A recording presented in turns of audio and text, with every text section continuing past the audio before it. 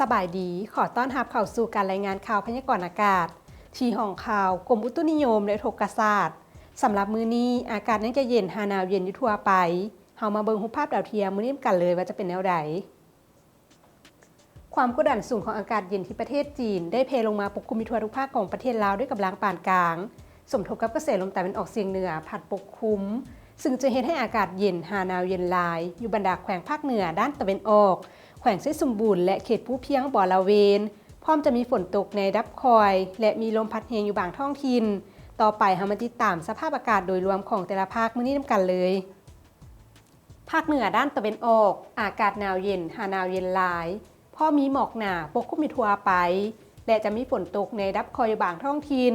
เนื่องที่การปกคลุมของฝนเท่าสาวส่วนห้วยของภาคอุณหภูมิในระหว่าง10หา23องศาภาคเหนือด้านตะวันตกอากาศเย็นหาหนาวเย็นพอมีหมอกหนาปกคลุมอยู่บางท้องถิ่นในตอนกลางคืนหาตอนเช้าและจะมีฝนตกในดับคอยเป็นบางโอกาสเนื่องที่การปกคลุมของฝนเท่าสาวส่วนห้วยของภาคอุณหภูมิในระหว่าง11หา31องศาที่นครหลวงเวียงจันทร์อากาศเย็นอยู่ทั่วไปในตอนกลางคืนหาตอนเช้าและจะมีลมพัดแรงเป็นบางโอกาสอุณหภูมิในระหว่าง18หา33องศาภาคกลางอากาศเย็นหาหนาวเย็นอยู่ทั่วไปและอากาศหนาวเย็นหลายอยู่บางท้องถิ่นพอมีลมพัดแรงเป็นบางโอกาสอุณหภูมิในระหว่าง7หา32องศาสำหรับแขวงไชยสมบูรณ์อากาศหนาวเย็นหลายพอมีหมอกหนาปกคลุมอยู่ทั่วไปอุณหภูมิในระหว่าง9หา30องศาภาคใต้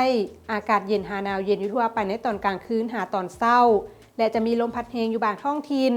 อุณหภูมิในระหว่าง13หา34องศา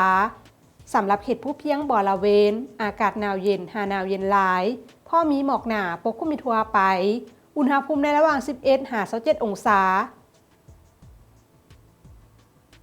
ท่านผู้ชมที่เคารพมาฮอดนี้การรายงานข่าวพยากรณ์อากาศก็ได้หมดเวลาลงแล้วท่านสามารถติดตามชมโดยผ่าน Facebook หรือ YouTube ที่ขึ้นตามหน้าจอนี้ขอขอบใจสำหรับการรับชมข่าวพยากรณ์อากาศแล้วพบกันใหม่ในมื้ออื่นสำหรับมื้อนี้ขอกล่าวคำว่าสบายดี